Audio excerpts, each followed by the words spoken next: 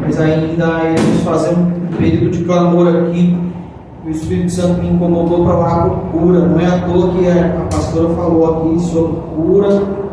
Nós temos também o pastor Gilberto, que está fazendo aí uma bateria de exames. Ele tinha glaucoma, porque eu acredito que o Senhor pode te curar ainda antes de você passar pelas mãos dos médicos. Porque nós servimos a um Deus e nós temos que dizer por que servimos a Ele, porque confiamos nele. A nossa confiança vai além do que os homens dizem, do que o resultado dos exames dizem, do que a medicina diz ao nosso respeito. O nosso Deus diz que nós somos filhos amados, nós somos criados à imagem e semelhança. Então nós iremos fazer oração por cura ainda esta noite. O pastor Manuel, a missionária Luzia, irão ministrar com óleo de unção, e nós vamos ouvir aqui neste lugar o que Deus vai fazer aqui.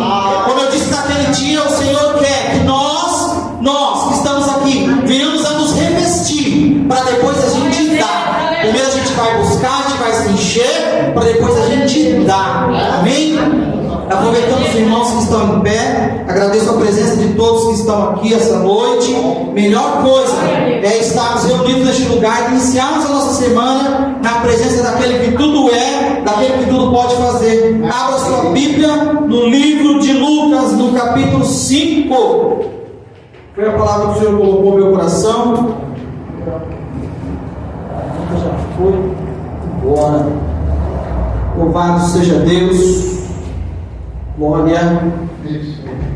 Capítulo de número 5 do livro de Lucas. Quem encontrar pode dizer amém? Amém. O texto diz sobre a pesca maravilhosa e os primeiros discípulos. E aconteceu que, apertando a multidão para ouvir a palavra de Deus, estava ele junto ao lago de Genezaré. Eu vi estar 2 barcos junto à praia do lago, e os pescadores, havendo descido deles, estavam lavando as redes. E entrando num dos barcos, que era o de Simão, pediu-lhe que o afastasse um pouco da terra, e assentando-se ensinava do barco à multidão. E quando acabou de falar, disse a Simão: faze-te ao mar e lançai as vossas redes para pescar. E respondendo Simão, disse: mestre, havendo trabalhado toda a noite, nada apanhamos, mas por que mandas, lançarei a rede. E fazendo assim, colheram uma grande quantidade de peixes, e rompia-se-lhe a rede. E fizeram sinal aos companheiros que estavam no outro barco, para que o fossem ajudar, e foram e encheram ambos os barcos, e de maneira tal que quase iam a pique. E vendo isso, Simão prostrou-se aos pés de Jesus, dizendo: Senhor, ausenta-te de mim, porque sou um homem pecador. Pois que o espanto se apoderara dele e de todos os que com ele estavam, por causa da pesca que havia feito. E de igual modo também de Tiago e João, filhos de Zebedeu, que eram companheiros de Simão. E disse Jesus a Simão: não temas, de agora em diante serás pescador de homens. E havendo-os e levando o barco para a terra, deixaram tudo e o seguiram. Amém? Podeis assentar. Assente glorificando o nome do Senhor. Nós estamos aqui diante de mais um dos milagres de Jesus Cristo, feito aos olhos de todos que ali estavam. Esse texto, Lucas escrevendo, é após o texto da cura da sogra de Pedro, que estava doente, e Jesus veio a curá-la. E aí, quando Jesus foi se despedir daquele povo, aquele povo disse: não saia de nosso meio, nós precisamos que o Senhor continue no nosso meio, porque eles sabiam que Jesus era o Filho de Deus e que operava milagres. Aí o povo não pode ver o milagre, né? É igual coisa grátis, de graça. Tudo que é de graça, para você olhar, não é de graça. Para você olhar, a pessoa não está nem precisando, mas ela está na fila para receber, porque é de graça.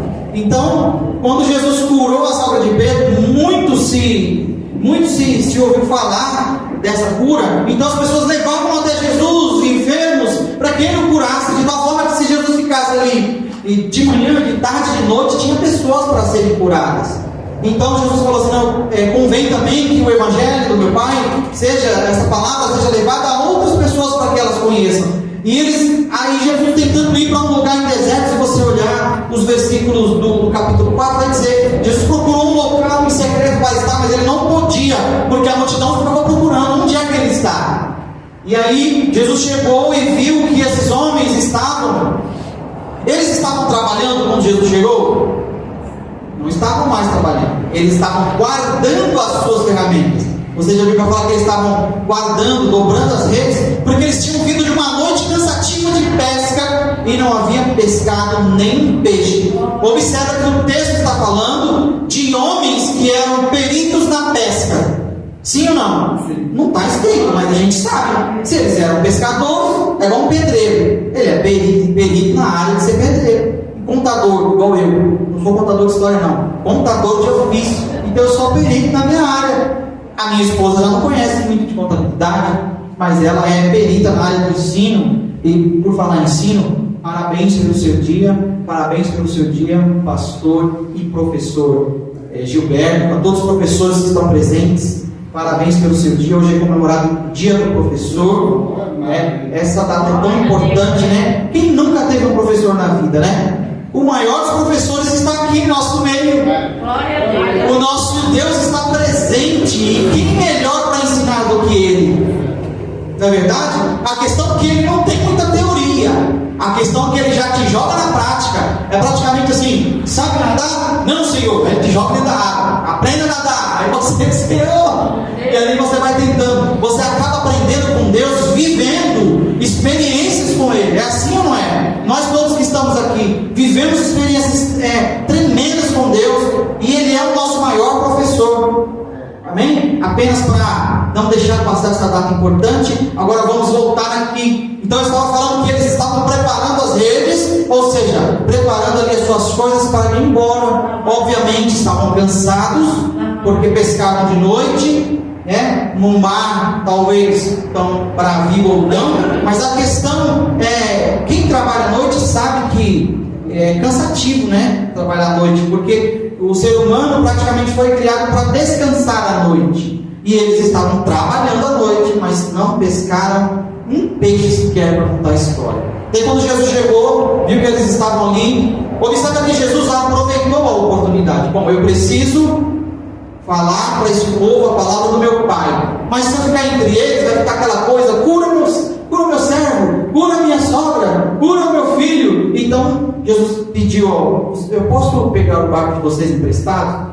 Assim, pode, Senhor. Aí ele afaste um pouquinho o barco da praia ali, da areia, para que eu consiga ministrar a palavra. Observe que Jesus também estava cansado, porque imagine que Jesus andava pregando, Jesus andava curando, Jesus andava ministrando. Então é cansativo, né? E era a pé, ele não tinha um meio de transporte como nós temos hoje, né? Fomos lá no Jardim Heliópolis, o carro do pastor Gilberto, né? Imagine se não tivesse o carro. Olha a quantidade de caminhada que seria, né? Jesus não tinha carro, então ele também estava cansado. A Bíblia fala que ele sentou-se ao barco para ensinar. E Jesus acabou de ministrar a palavra ali para a qual ele precisava falar, e ele olhou para Simão e disse assim: volte ao mar. Volte ao mar. Quantas vezes acontece nas nossas vidas de muitas coisas que nós vamos fazer em todas as esferas da vida, esfera material, espiritual, secular, até questão de casamento, questão de criação de filhos, que a gente vai fazer alguma coisa e não dá certo. Qual que é a nossa primeira atitude? É de retroagir, né? É de voltar, é de abandonar, ou até mesmo procrastinar, porque não vai dar certo mesmo, não adianta ficar tentando. Engraçado que quando Jesus, no verso 4, fala assim: quando acabou de falar, disse a Simão: faze-te ao mar alto, não é apenas ao mar, volta para o alto mar. Olha a ordem de Jesus: e lançai as vossas redes para pescar.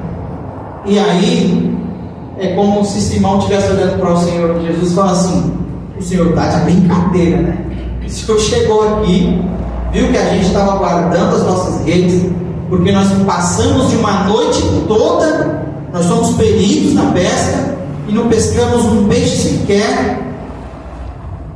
Aí ele fala assim: mas por que mandas, ou seja, segundo a tua ordem, em algumas outras versões, nós iremos lançar a rede. E o interessante aqui é que nós temos que estar ligados com o que Deus quer falar conosco, porque a palavra que Jesus proferiu àquela multidão, observa que Jesus estava no barco e a multidão estava ali na praia ali. Com certeza eles precisavam ouvir muito de Jesus, mas o que Deus queria com aqueles homens que eram peritos era algo a mais.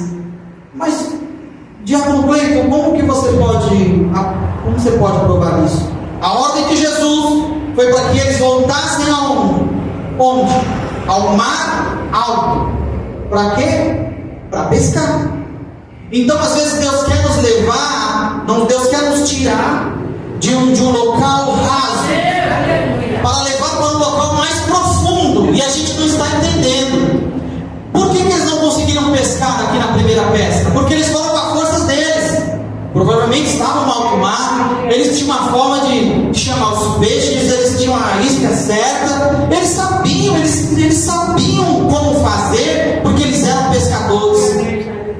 Mas quando Jesus entra na situação, já não é mais como a gente quer. Eles não queriam voltar. Pedro falou: Senhor, nós pescamos a noite toda e não apanhamos nada, mas segundo a tua palavra, é a palavra daquele que tudo pode fazer, é a palavra daquele que faz o nada virar em tudo, é a palavra daquele que no vocabulário dele não existe a palavra impossível. A palavra impossível existe para nós, mas para Deus não existe impossível. A impossibilidade quem ele traz somos nós. Nós queremos trazer de volta o véu que foi rasgado. O legalismo, a religiosidade quer trazer de volta o véu que foi rasgado. Não há mais o véu. Nós temos livre acesso ao trono da graça de Deus para extrair dele aquilo tudo que nós precisamos e necessitamos e transportar na vida do nosso irmão, na vida do nosso próximo, na vida dos nossos familiares, nossos colegas de trabalho.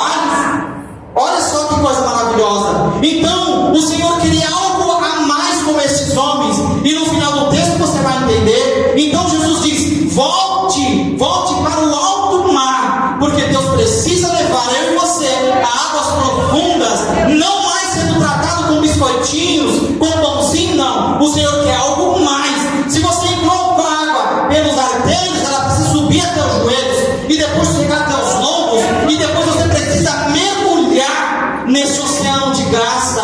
Chega da mesmice, chega de fazer. Você concorda? Se você fizer a mesma coisa, você vai ter o mesmo resultado. Então você precisa mudar a rota, precisa mudar a direção, mas não na sua vontade, na vontade daquele que tudo pode fazer. E quando ele proferir a palavra de ordem, voltem-se ao mar. E a Bíblia diz que quando Pedro voltou, ele apanhou tantos peixes, de forma que o barco estava quase para se afundar, e eles fizeram sinais. Lembra que no início do texto diz que existiam 2 barcos? Então, porque quando Deus faz é coisa grande, então precisou de outro barco para ajudar, e eles fizeram um sinal, o outro barco foi, e a rede quase que ia ali se rompendo, e eles conseguiram tirar aquela quantidade de peixes, e a Bíblia diz que os barcos quase iam a pique. Porém, se ele não tivesse obedecido, se ele tivesse mantido o seu orgulho, a sua prepotência, e falasse assim: não, eu sou perito, quem é o Senhor para conhecer mais do que eu? Esse lago aqui eu conheço desde a minha infância, né? Porque eles viviam praticamente dentro do mar, eles eram homens de pesca. Mas não, ele obedeceu a ordem do Senhor. Portanto, quando Pedro voltou, que viu toda aquela situação, a Bíblia diz, Lucas narra, que eles estavam assustados, porque eles nunca tinham visto aquilo. Eles eram pescadores, mas eles nunca tinham vivido uma situação daquela. Então, por que nós às vezes não queremos submeter a nossa vida a Deus? Vamos deixar de lado tudo aquilo que está nos segurando, que está nos acorrentando no nosso orgulho, no nosso eu.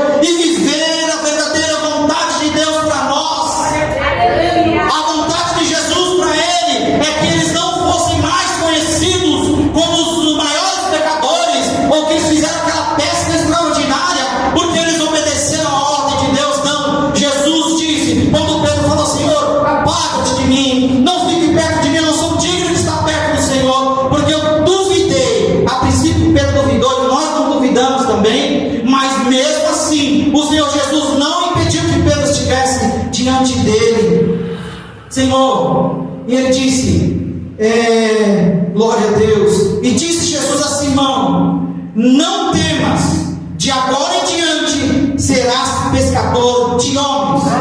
Observa que a vida daqueles homens agora ela precisaria mudar, porque as artimanhas para se pescar um peixe é de uma forma, mas as artimanhas para se pescar homens, eles só poderiam aprender com aquele que tudo pode fazer. E quem era aquele homem? Era Jesus. A partir daquele momento Jesus falou assim: a partir de hoje vocês pescadores serão chamados como pescadores de homens. Então a partir dali a Bíblia fala que aqueles homens, mesmo com aquela quantidade de peixes, mesmo com aquela coisa maravilhosa, porque a multidão que estava ali também viu, eles largaram, a Bíblia diz que eles largaram tudo e seguiram Jesus. A partir daquele momento eles trocaram de mesa. A partir daquele momento a experiência deles não mais seria no mar com os peixes, mas a experiência deles seria agora resgatador de vidas. Então eles precisariam reaprender agora a pescar homens e não mais peixes. Então tudo que acontece nas nossas vidas, ela acontece por um propósito. E foi isso exatamente que Deus colocou no meu coração. Que tudo que acontece na vida do ser humano existe para um propósito. Nós não sabemos, talvez não entenderemos e não vamos entender, mas tudo existe para um propósito. Igual a pastora Francisca tomou esse microfone e disse que quando recebeu a ligação, que foi algo assim, pegou-se de calça curta, né? Vamos assim dizer, não estava esperando, né, uma notícia dessa, de que o ministério não mais continuaria, e vem aquelas coisas na cabeça: meu Deus, onde iremos congregar? Ó Pai, como é que será, né? Vem tudo isso na cabeça. Eu sei porque eu já participei de outros ministérios, sei como é que funciona, mas em contrapartida, eu e minha esposa, as nossas filhas, meu sogro e minha sogra estávamos orando para que Deus intervisse no nosso ministério, no ministério deles. E nós orávamos em casa, fazíamos campanha em casa, a partir daí nós começamos a abrir a porta do nosso apartamento para fazermos cultos, não mais cultos entre nós, mas chamávamos as pessoas. Meu sogro vinha, minha sogra vinha, algumas pessoas vinham, inclusive Deus salvou almas dentro do nosso apartamento. Fizemos cultos dentro do salão de festa do condomínio. Mas nós dizemos: Senhor, não é isso que nós queremos. Nós sabemos que estamos fazendo a vontade do Senhor, mas nós precisamos de mais. Recursos nós não temos, mas nós entendemos que é onde nós colocamos os pés, o Senhor coloca o chão. Então os recursos é Deus que envia. E quando eu passava por aqui por várias vezes e nunca me liguei da placa que tinha ali do salão, desse salão do lado. E quando eu passei, parece que foi uma coisa que pegou minha cabeça e fez assim. Quando eu vi a placa do salão bem aqui, né, bem pertinho de nós, e a gente procurando, batendo em várias portas e dificuldades, e precisa de pessoas, e precisa de 3 meses de depósito. E como que é o nome da pessoa que eu precisava lá? É uma pessoa que precisa quando... Fiador, obrigado, é essa pessoa mesmo. E ninguém quer ser fiador de ninguém.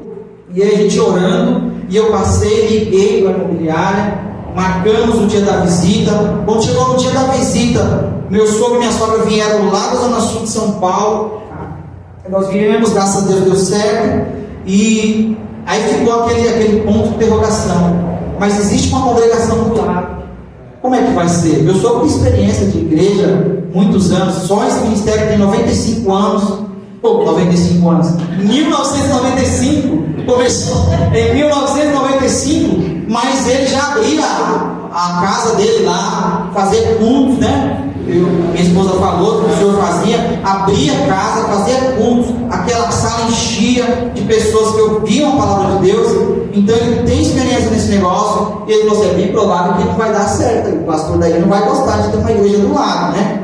Eu falei: calma, gente, fique em paz, não vamos nos precipitar, o salão é bom, é um local bem localizado, tá? O pastor responsável pela igreja, eu vou conversar com ele. Se ele achar que é um impeditivo de ter outra igreja do lado, a gente não faz. Se já vai começar com confusão, já não vai dar certo. E quando eu peguei o telefone para ligar, ela me passou o nome dele é Gilberto. Quando eu liguei, aquele senhor Golias, grandão ali, e aquela voz, e eu falei, então me apresentei, aí falei da nosso interesse de alugar o salão do lado, e se tinha algum impeditivo, porque tinha uma congregação aqui. Aí ele falou assim, ele até me chamou de pastor, né? Pô, pastor, deixa eu falar uma coisa para o senhor, eu ficaria triste se fosse um bar, se fosse qualquer outra coisa que não fosse igreja, mas eu vou ficar preocupado? Não, porque enquanto a minha igreja estiver aberta, vocês estarão fechados, enquanto você estará aberta, a minha estará fechada, porque esse seria o que eu ia propor. Eu ia colocar um sistema de culto exatamente diferente para não casar, né? De ter o mesmo culto aqui e culto lá. E ele falou assim, foi bom o senhor ter ligado. Então, tudo existe para um propósito. Ao mesmo tempo que nós estávamos orando para que Deus viesse intervir no nosso ministério, eles tinham recebido uma ligação de bomba de lá e também estavam orando para que Deus intervisse nesse negócio. Em contrapartida, o pastor Manuel, a missionária Luzia, também orando para que Deus intervisse no ministério, porque os irmãos viram como que é longe lá o local, e eles estavam indo terça, quinta, sábado e domingo, os dois apenas abriram a igreja. Às vezes os poucos irmãos que tinham não iam, e eles ficavam lá com a igreja aberta, faziam um período de oração. Mas imagina, então tudo nas nossas vidas existe para um propósito. Para os discípulos, eles não entenderam, os primeiros discípulos, mas eles, no início do ministério, ou seja, antes de iniciar o ministério, eles tiveram uma experiência marcante com Deus. É como se Jesus estivesse dizendo para eles, eu estou te chamando, e esta é a palavra de Deus para nós essa noite, eu estou chamando vocês para algo muito mais profundo. Vocês precisam viver experiências muito mais marcantes. Então saia do raso, venha para o fundo, porque no profundo é que eu trago, é no profundo que eu falo, é no profundo que eu dou estratégia de como fazer. Então nada melhor do que nós estarmos nas mãos daquele que tudo pode fazer. Amém? Então nós vamos fazer um período de oração nessa noite. Eu quero chamar aqui a minha esposa para fazer essa oração, a missionária Luzia.